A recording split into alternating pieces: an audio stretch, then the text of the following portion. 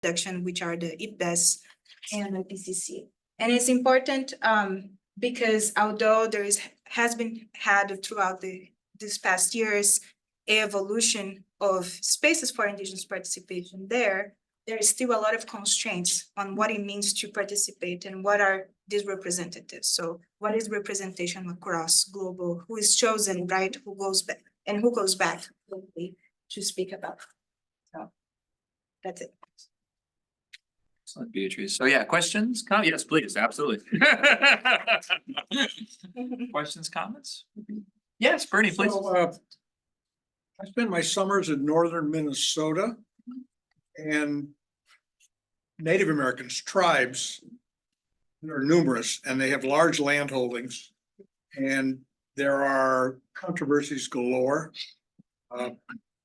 Pipelines that all of a sudden they want to build a pipeline and it goes through a tribal land and the tribe says no, and the company, so if you want to talk later on, it may relate to things you're thinking about at a more local level in the United States. Yeah, I've been in contact with some organizations here in the US too with Native populations, and I think the challenge is also like in a global level, what connects us all together as Indigenous people from what they call the 7 regions around the world, like what makes an agenda together, right? So, thank you. All right, yeah, so as Scott mentioned, I'm at the University of Massachusetts Amherst. And just recently, UMass Amherst, some colleagues of mine in the anthropology department, I got what I think is the largest NSF social science grant ever given. And it's creating a center called the Center for Indigenous Knowledge and Science, or braiding Indigenous knowledge and science. And so I'm just letting you know that if you want to talk more, we're just getting started, but it's a global network. And I can imagine they'll be doing some conferences and things, and it seems like your work would be absolutely something that should be there. Awesome, thank you. Talk to me. I'll be here for the next 3 months, so. Amazing. Thank you so much. That's a wonderful connection. Thanks, Charlie. Yeah, it is. And I'm sure they're gonna want some postdocs. Oh, That's it. And Elka, please, yeah, I just saw your hand go up. Yeah, thank you. I only want to ask whether the people who ask something could say their name, because I can't see them. And I'm also interested now in the last comment, but I don't see the person, I don't see the name, because I also work with Indigenous people. So it would be great if you could quickly say the name. Certainly, Elka. Yeah. I think I know. No, Charlie. Yeah, I'll be coming up, so I'll Okay. want to get up. Yes, you'll hear from Charlie again momentarily, but that was Charlie Schweik. Okay, thank Just you. a moment ago, Elka. Thank you so Yeah, much. thank you. Beatrice. Already great connections being made. All right. We're a game show host. Come on down. And next up we have Lewis, please. Hi everybody. I'm Luis Navarro. I am a fourth-year PhD student at the O'Neill School of Public and Environmental Affairs. I do mostly research in public finance, looking at specifically to local governments. And I will be presenting to you. Let me go to the next one.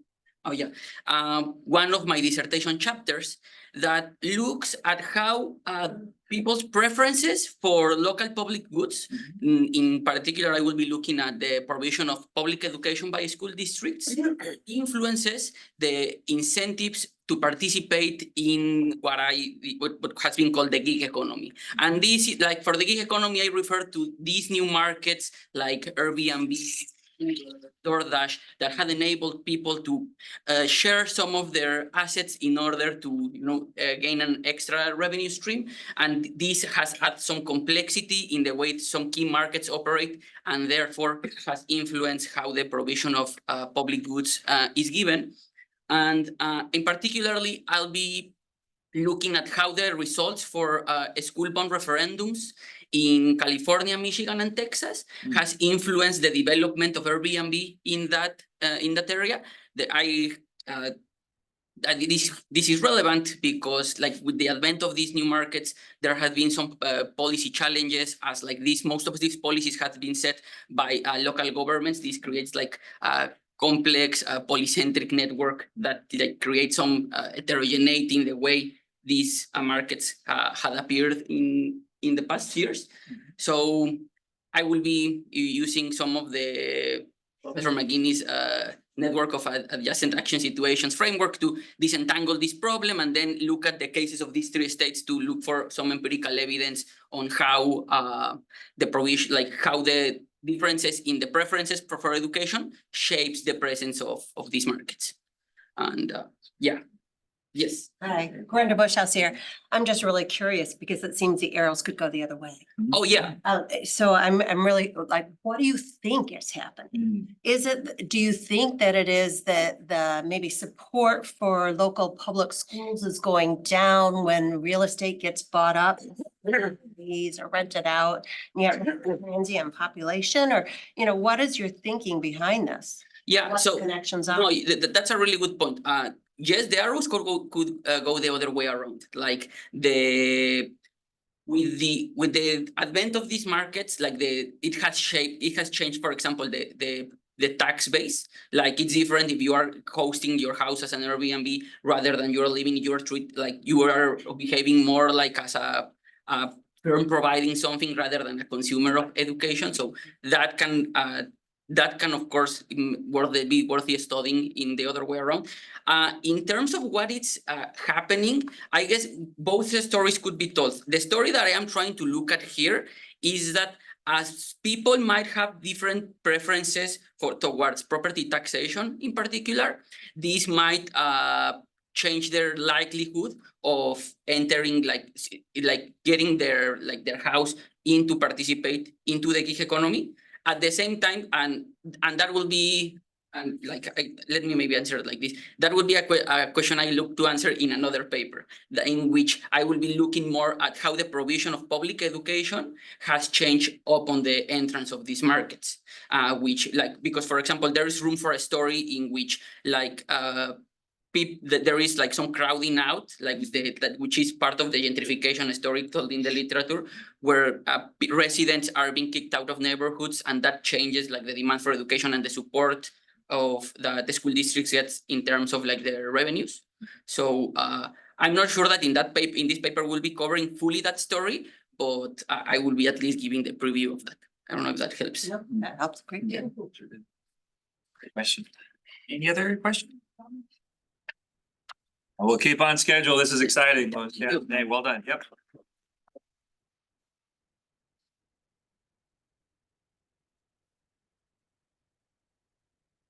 Excuse me, because my English is not so good, so I need to use the computer.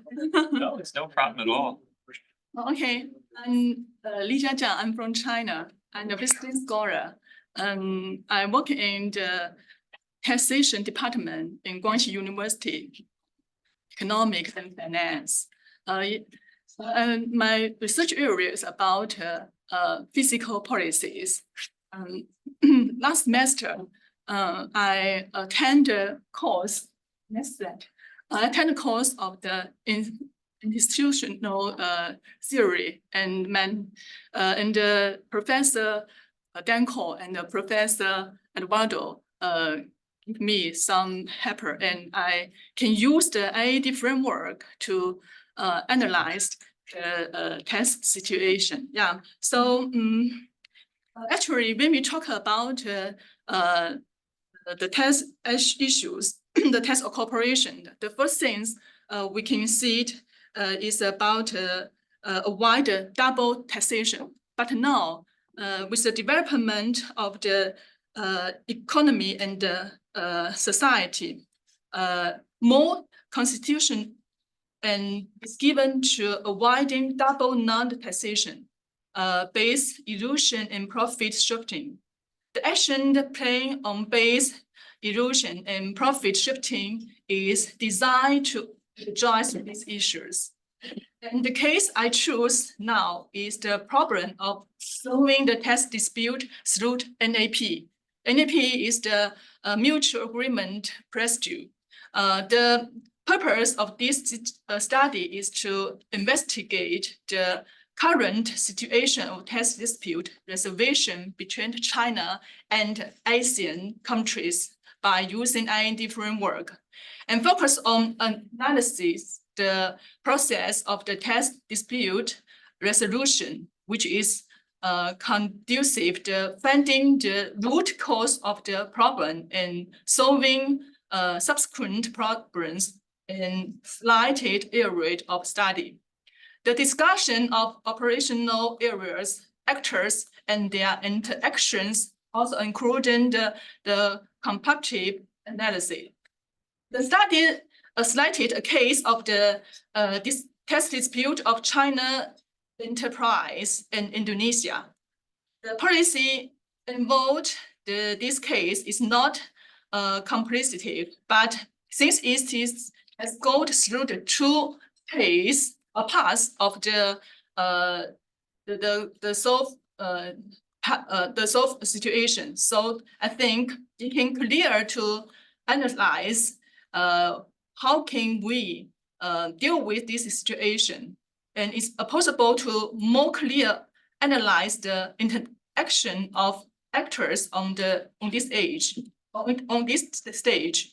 The research framework of IND provide a more multi-layered and dynamic research perspective for an policy research, which is crucial to the and deep understanding and optimism test cooperation. That's all. Thank you. Welcome. It's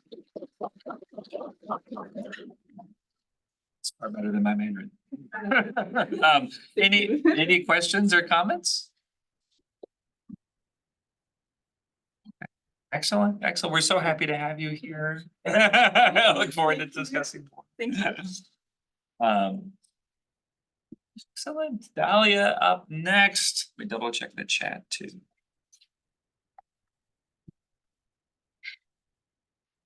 All right, hi everyone. I'm a PhD student from Leti, School of Informatics, Computing and Computer Science.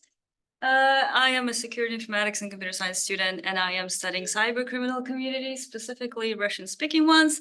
And I call them Russian-speaking ones because in the area of cybercrime, they usually call them Russians, but they're not really Russians. The whole community is kind of built on the Russian language and the culture of post-Soviet culture. Yeah, I'm here in Ostrom workshop. I'm Ostrom fellow. I am studying the organizational socio-technical dynamics of those groups. And I use different sorts of data, but for the specific project that I'll be presenting I'm using internal chats of the one specific group. And I'm interested in the organizational patterns that they show through those chats, the conversations, leaked materials, trainings, and even like administrative platforms that they're using. I'm also interested in terms of find the nature of the relationship, what it's built on. There's a whole theory of organizational theories within the organizations that I'm building upon, but also I took a seminar last semester and looking at the whole complex of the situation through the network of adjacent actions actually helped a lot of kind of like building out the building blocks of the specific attack chains or specific pipelines that they follow for executing specific attacks. So yeah, it kind of helps to understand the whole process, the organizational process, but also a kind of relationship going to those processes. Yeah, well, it's the implication of the study is obviously build more resilient understanding of those whole Russian language space, cyber criminal communities, and to help build our understanding how to fight those communities, but also to kind of like build this whole research agenda in this whole area of fighting cybercrime in terms of how do we approach the problem, and especially if they're organizing in the gangs and syndicates, how do we negotiate, how do we approach the problem? So yeah, if you have any questions, let me know. So cool. So cool. You have a hoodie on as well. You have a cool speaker coming in tomorrow. Kirsten she worked at the UN for a long time, but she did cyber norms, like negotiations. If you're interested, there's still a spot open at dinner tonight. So if you wanted to hear about like what's going on at the UN on cybersecurity, we can talk about it. Okay. Yeah, sure. Yeah, because she's awesome. And it's a free meal for. And it's a graduates. free meal for graduate student. Yeah, please. Very quick question. It seems to me that your research is quite sensitive, and I'm wondering what type of data are you going to use to answer your questions? Yeah, so for that specific project, I'm using a leaked data set. There was a whole group, cybercriminal ransomware gang. There was a whole because of the war, starting war, the groups is usually formed with different people from different countries. But that specific one got a little bit kind of distorted by people that were supporting Ukraine, the ones who were supporting Russia, and the group allegedly posted that they're supporting as a group Russia, and that creates some sort of a discussion within the group and actually distortion of the group. So they leaked some of the material, so I'm using them.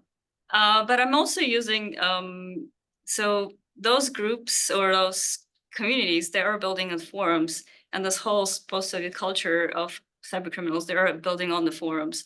So that they communicate there, they do transactions there, but they also build a common knowledge there.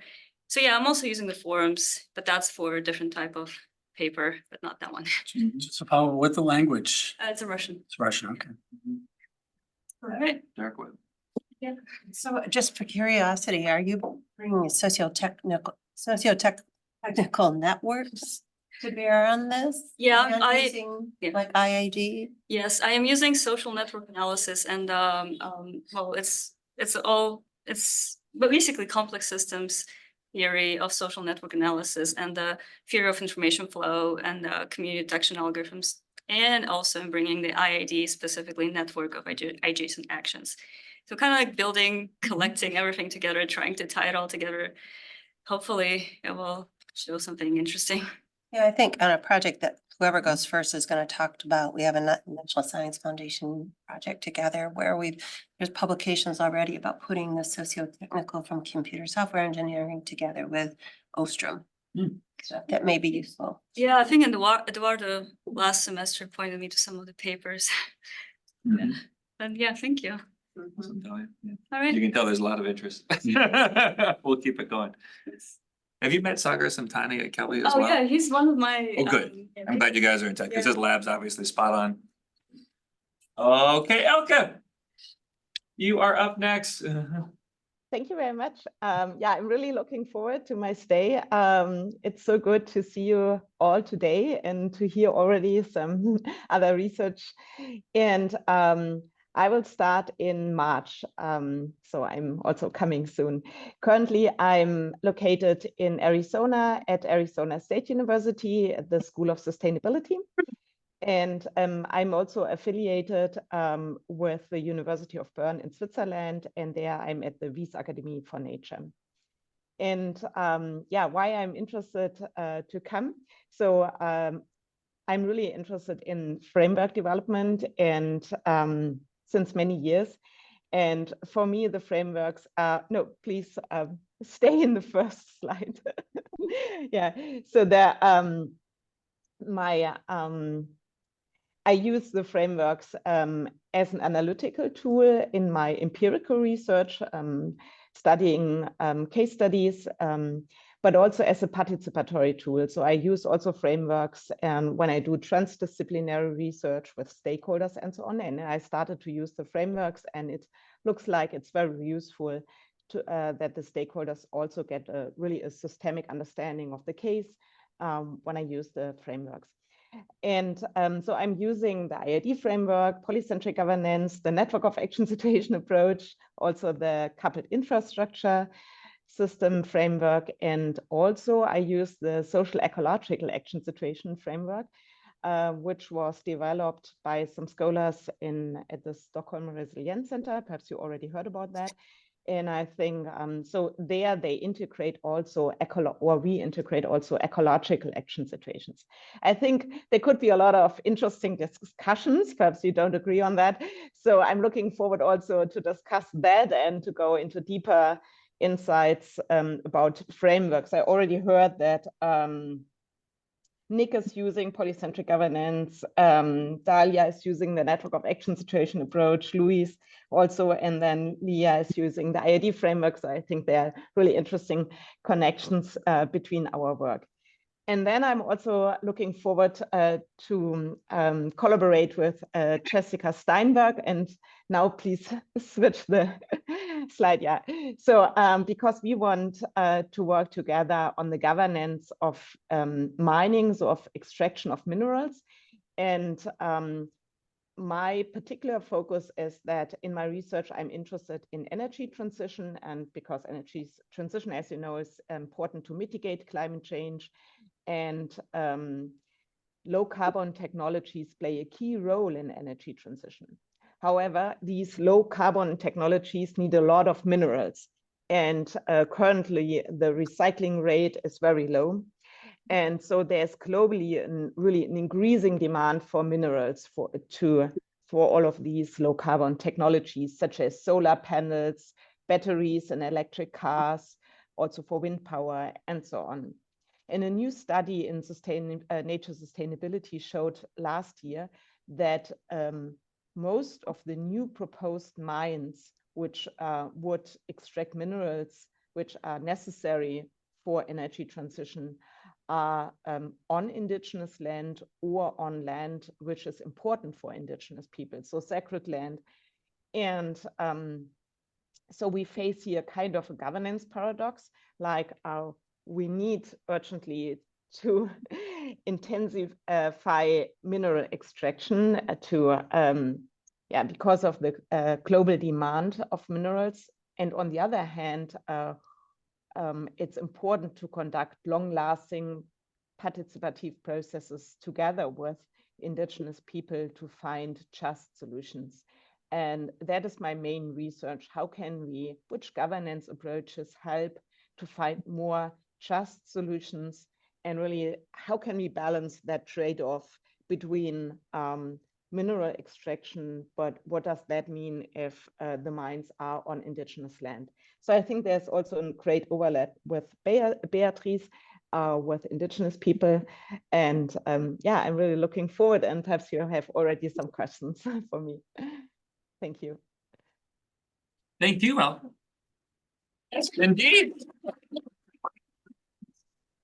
Any questions, comments? Yes, Andrew, please. If you will, are you working in a particular region of the world in this project? So currently, I'm studying one mining project, which is the Resolution copper mine, very close here to Phoenix in Arizona. This is a copper mine on land which is important for indigenous people. This is one of my studies currently. And then I'm also interested in a lithium mine in Nevada, for example. And I'm looking forward. I'm open for a new case study. Excellent. Just a hand up. Yes, yes, Nathaniel, please. So I'm interested in how the governance of these lands has affected exploration for reserves, because I understand that there may be reserves for precious metals or essential metals in lots of different places, but the governance of these lands may affect the exploration for reserves of those. And I don't know whether that's something you're going to get into or not. What do you mean with reserve? Sorry, I don't know this term. What is reserve? Are these the reservations, do you mean, or? No, so how do we know that there is, for example, oil in a certain area? It has to be explored for. Well, you have to have processes of governance involved in whether or not you're allowed to explore for it there.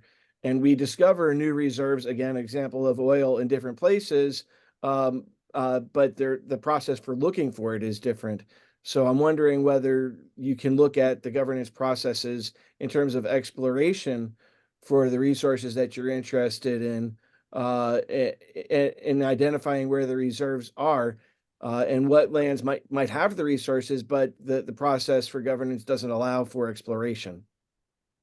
Yeah, that's a really interesting point. I never thought about that. I've always started in my mind, always like, okay, here's a project and a proposed project, and then I start my research. But I never thought about how did they find out where are the reserves, and if it's, for example, on reservation land of indigenous people, and then they are not allowed to drill or to do some measurements. Yeah, that's your question, right?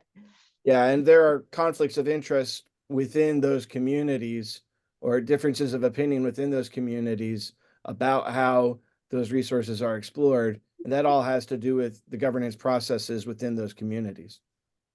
Yeah, thank you. Really an important point. I completely missed that part of how this starts already. Yeah, and this will influence then the whole process, I assume also. And that, yeah, it's kind of contextual factor if we think about IID framework.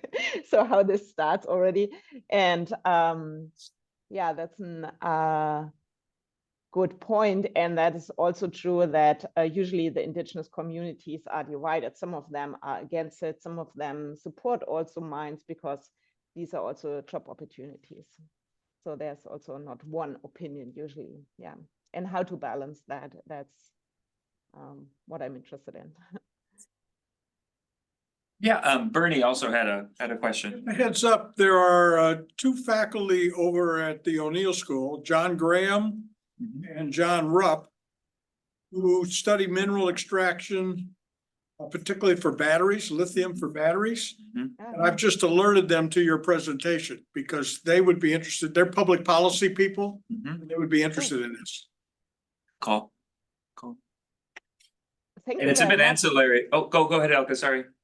No, thank you very much. That is really good to hear. And yeah, I'm looking forward to connect to them. Yeah, it looks really that I can collaborate with a lot of people. That sounds good. I'm looking forward. Thank you. That's the goal.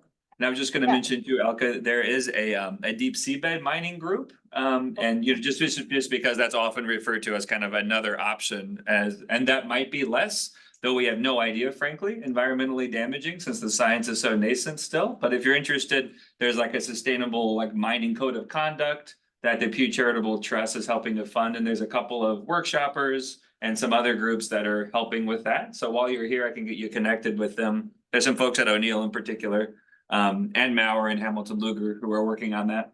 So. Oh, wonderful. Because we had also at the last, the space, what was the ISC conference on space governance, I think. And then Marco Janssen and Marty Andries and so on, they organized a panel where we were on the panel, one person for extracting minerals in the space and then one of seabed mining. And then I was kind of the representative for on land. So that was also really interesting discussion. Yeah, because yeah, we have to think about alternative solutions, but then we figure out this is not even better. Yeah, okay, thank you.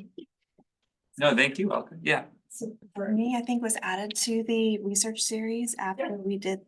Yeah, I was gonna ask for like other folks, but if it's okay, maybe Brenda and Charlie, can I give the mic to you guys for a minute to talk a little bit about what you'll be working on? And then Bernie, since you're part of the research series in the spring, if you'd like to mention what you're working on, feel free. And then for the minutes that we have left, if others are working on cool stuff, let's turn the mic to you, okay? Let's get the word out. But over to you first, Professor Schweik. So I'm gonna go first before Brenda, because I'm gonna talk a little bit about a project that Brenda's also talking about, but I'll give a little bit of overview. And I'm gonna sit down, my old eyes, I'm trying to put this in 3 minutes. And so you guys are so efficient that we're actually, this is all right, we're good. First of all, so my name's Charlie Schweik. Elke, by the way, or hopefully I got the name right. Really excited to meet you when you come here in March. I found your concept of ecological action arena really interesting and I wanted to talk more about that. So I'm looking forward to that. And I'd be happy to point you to the Indigenous Knowledge Braiding group that I talked about. So I'm going to try to do this 3 minutes. First of all, let me give you a little bit of background. This is just a wonderful experience for me. I was in this room 30 years ago. Lynn Ostrom was my dissertation chair. I got a PhD in public policy in SPIA. I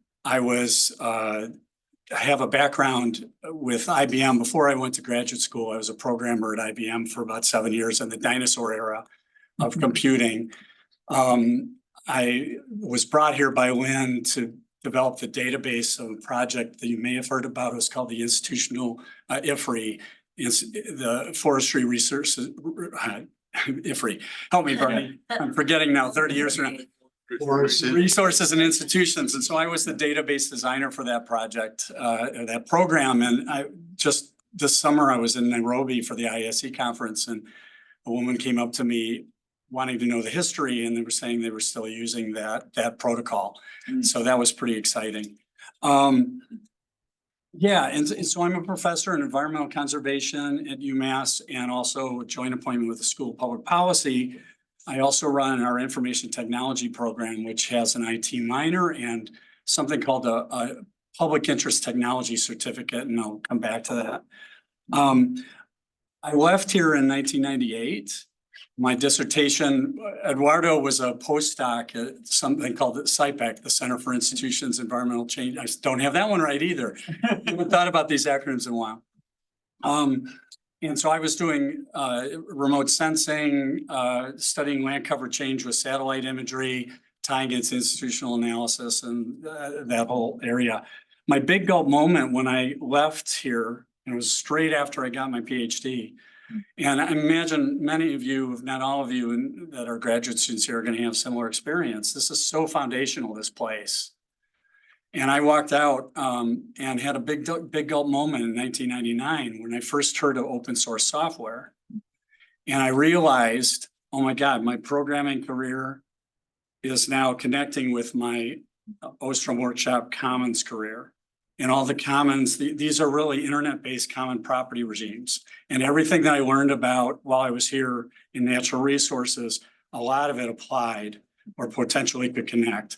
That was a huge big gulp moment. I had to chase it. I'm glad I did. And I've been working on it for 25 years now, studying these internet common property regimes. And, you know, across market and state, between market and state, you know, one of the big reasons I realized pretty early on is that these teams are working across sector. So public, nonprofit, private sectors, people are working together, collective action. They're also working across scale all the way to the globe. So my big moment was this is really important for the way humans collaborate and work on things, not just software. And that's what really drove me. So I ended up writing a book 2012 about open source software projects as collective action, common property regime, built on the IAD framework that drove the book. And I've been continuing to do that now with my colleague Brenda, where we've got an NSF grant. We're in our approaching our fourth year, 5 years. It's called the Growing Convergence Research Grant, which is an NSF program that tries to integrate fields. And what cracked me up when we went after this was this felt like CIPEC to me. It felt like what we were doing 30 years ago here at the Ostrom Workshop, how we have these deep dialogues across fields. So that project, again, we're in about a third, fourth year on it. I think Brenda's going to talk more, but we're at the heart of it. We're looking at open source software projects that what leads them to either successful collaboration, ongoing work, or abandonment.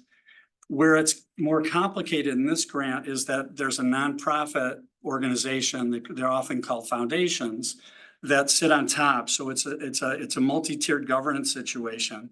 And so we're trying to study this and it's a big data kind of situation. And that'll lead me to, so that's one, what I'm doing while I'm here in the next 3 months is I'm working, trying to get my head around a lot of the work that's come out of our first 3 years. And also studying municipal open source associations in Europe with a colleague. So I'll be working on a paper that may be what I present in April here in the colloquium. I'm still trying to figure that out. The last thing I'll just close with is part of this work has been, many of you may know people like Saba Siddiqui, the institutional grammar that came out of here that Lynn and Sue Crawford worked on. So there's been a research coordination network and Brenda and I are deep colleagues, we're OPIs on both of these. In there, we've been working on trying to use new techniques to extract out rules from from noisy text.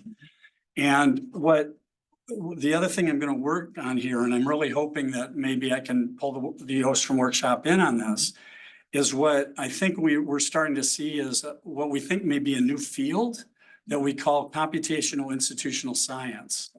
And in that, we've had the IG stuff. There's been a research coordination network with Saba Siddiqui and many others that we've been working on for the past probably 5 years, using IG to extract out rules from rich text.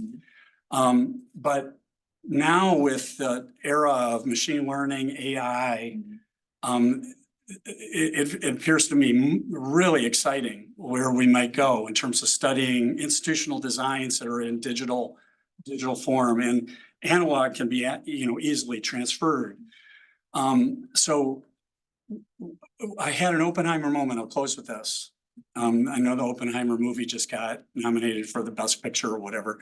I had an Oppenheimer moment this year that was, I could see 20 to 30 years from now, I don't know what time frame we're talking, where AI can generate what maybe you would call synthetic institutional design.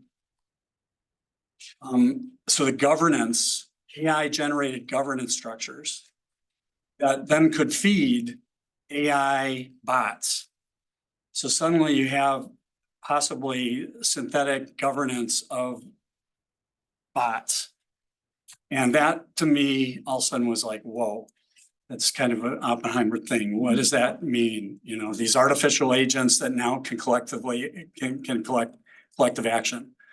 And so what I want to do on here with others is go after an NSF grant that's in a program that's about thinking right in advance on how we put guardrails around technology. And so I think this field that might be coming called computational institutional analysis or science may need guardrails. Like, how do we protect against that kind of scary vision I just had? So that's the other thing. One of the other things I'll be working on while I'm here. And I'm hoping to maybe draw the Ostrom workshop as a node in this computational institutional science network. So with that, I don't know how, I can't tell how many minutes I took, but thank you. I can't wait for the movie as well. Professor Bush has, Announcement before, after you, so you. Yeah, maybe let's let Brenda go and then let's do the announcement. Absolutely, yeah, well.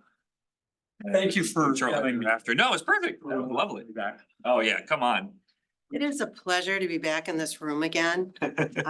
You guys have padded chairs. I Look at mean, this. Really, you I got know. it so cushy. Remember the old wooden chairs? we Bring sat back in? the bitch. Oh. Anyways, I'm Nails so sticking. happy to be back. The stairs still squeak on the same places. This flashbacks to grad school years.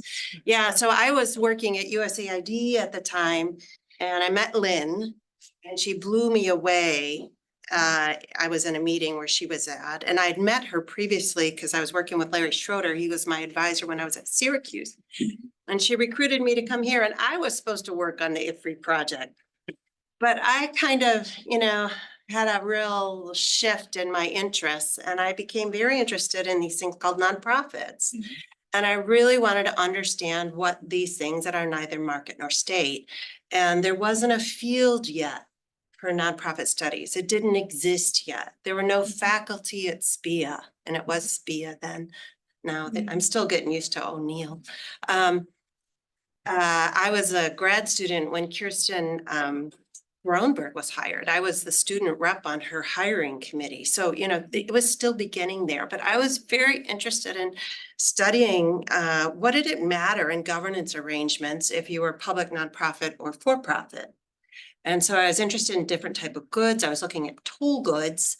So that's where I was going. And a big debate early on in development of this field. It wasn't a field. Okay, we're just getting there. For those of you that are familiar with Arnova, it's the main scholarly association. That was really, and Kirsten was at the president at that time, and Rich Steinberg from Indianapolis, and really turning it into a scholarly association. But one of the big questions then was, what did it matter if you're for-profit or nonprofit? What does it mean? You have a voluntary board and you're supposed to reinvest all your profits. So what? So I was looking at the institutional arrangements, and that's kind of I took that interest and then kept looking at it, but I really focused a lot of my time on policy process. Now I'm shifting back into commons over the last, I don't know, how long has it been now? 6, 7 years. I've shifted to commons.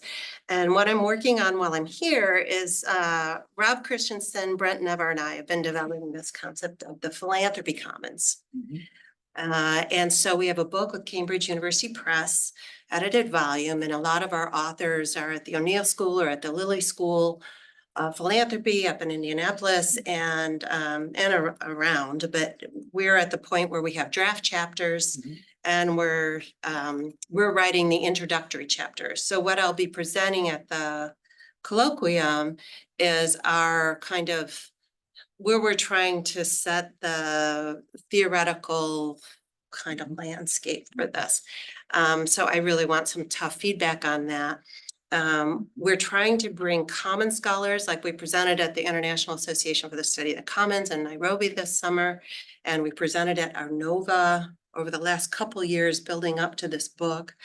And so we're trying to get these scholars to speak to one another. And so I'm really happy to bring down the philanthropy scholars to the workshop and then have common scholars really debate some of these things that we're really trying to think very deeply about.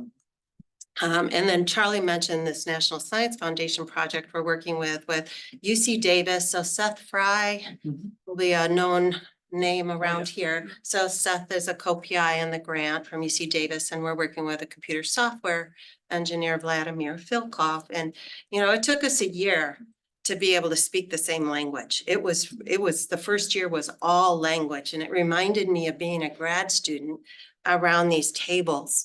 And as your first year grad student, you don't know the language yet, right?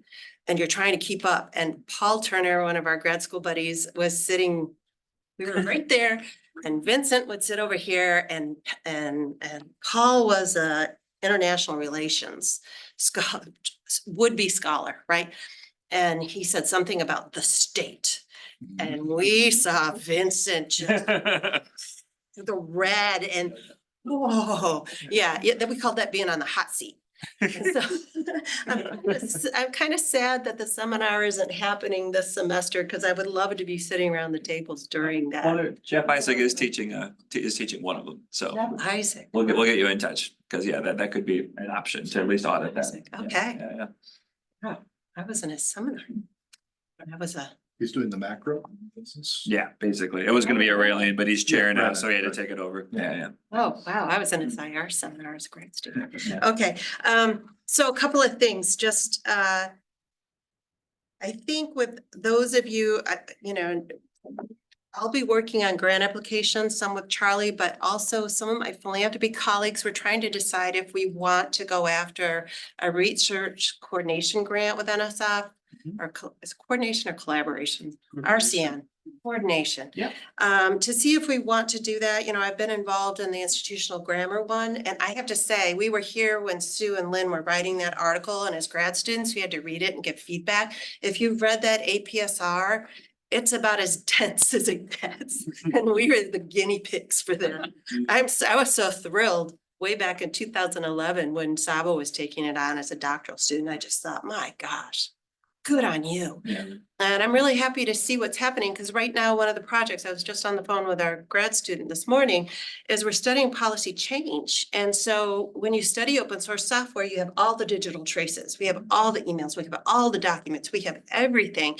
So it's a great kind of, I would say, a domain to study when you have full information like that. So we're putting together with our postdoc, who now just took a job at UW, but we're putting together the history of the policy changes in the documents. We've got the IG coding with a classifier from Seth's student Maha. And then we've done a ton of hand coding too. And then we've got the emails. So we're going to be looking at rules in use, and rule change over time. So we're really excited about that. And we have a paper that we're going to present on that at the WOW. Yeah. How so exciting, yeah. happy to be Really. here. We're so happy to have you, all of you. Well, how about this? Because I know folks have to, some people have to leave at 1, so let's respect that. But Gustavo, announcement? Just 30 seconds. So Ivan Lopez Cruz will be offering short course on coastal inference this Friday, and then next Friday, so 3 hours in the morning from 9 to noon here at the workshop. So probably you already receive an email or you will be receiving a reminder. I think for those of you that are working on empirical projects, that could be very, very useful. And it's kind of Ivan has been involved with the Ostrom workshop in many occasions, and it's kind of hands-on. So you will be able to do some coding in the course. So I highly recommend to take advantage of that opportunity. That's it. End of the now. Well done. No, thank you for flagging that. Absolutely. And maybe just, what do you think, Bernie? Like 30, like, do you want to come up and do a proper thing? Okay. Totally fine. So for those that need to take off, please take off. Okay. Bernie's going to round us out. And well done again. Give a presentation in April, and it's a practice presentation for something I'm going to give in Minnesota in late May. I work with lake associations as a volunteer. And in Minnesota, lake associations in counties form coalition lake associations. And so I'm represent my lake, because I live on this summer, with 30 other lake associations. I'm the only academic in the room. And last year, when I happened to use the word governing the commons, most people didn't know what that meant, but they don't like the word governing. They don't think as a lake association, they govern a commons, even though their lake is a commons. And it's very clear that with state government and so the way I'm going to approach it, and I'm going to try it on here, is not talk about governing, talk about knowledge. Because they've got 30-year databases of water quality, 30-year databases of fishing, all kinds of things they use to help manage their lake, but they don't think they manage them. And so it'll be, it's a trial balloon to see. And I've given presentations up there over the last 10 or 12 years on a variety of things. So they kind of know the academics coming in, and we'll hopefully confuse them. One other comment though. Charlie and I got together on Monday when we hadn't seen each other in a long time. So a quick story back to Charlie. So Charlie is a grad student here, and I got a cold call from this lady named Lynn Ostrom back in the mid-90s. I'm the state forester of Indiana and run an agency of 300 employees. And I get a call from a lady at Indiana University who I found out won a big grant to study forests worldwide, who I had never heard of. I'm from Purdue, where the forestry school is, and I couldn't believe there was something at Indiana University. And her first line to me was, "We've been watching what you do." And as a state employee, that was one of the most scary words. And then she said, "Oh, no. She said, we're studying how you interact with all the various groups, you know, and nonprofits, environmental groups, and you're really doing some interesting things." Okay. And she invited me down here for 2 days to sit in a room, something like this room, except it was over at SciTech, with a couple other experts on forestry from the US Forest or whatever, surrounded by graduate students, and to Charlie, asking me questions and us questions for 2 days of what we do. It was the most fascinating experience I ever had at that time. Well, then about 10 years later, we then interacted periodically over time. Well, 10 years later, when things changed in government, and I got released as a state forester because the Republicans took over and they wanted to get rid of all the Democrats or whatever. Lynn called me and said, "I'm going to recruit you to Indiana University," and out of the cold. And she had made a deal with the dean at SPIA. And all of a sudden, 3 months later, I'm a faculty member down here. So that's the storyline. I love that. Thank you. Well done. That's it. That's it. You got it. Well, that's for sure. And the workshop. Well, hey, welcome again, everybody. It's going to be a fantastic term to round out the 50th as we look ahead to WOW 7. And thanks again to Edu and Jess for co-chairing that for us. So yeah, please stay, hang out, have cookies and other maybe slightly more nutritious things. And we'll see you very soon. Okay. Thanks again. And welcome, Charlie, Brenda. Thank you. Sorry. See you Bye. soon. Bye bye. Nice to meet you. Can't wait to see you, Natalie. And Elka. But he's in political science at the arts. Bye. Thank you. Brenda, she was in science.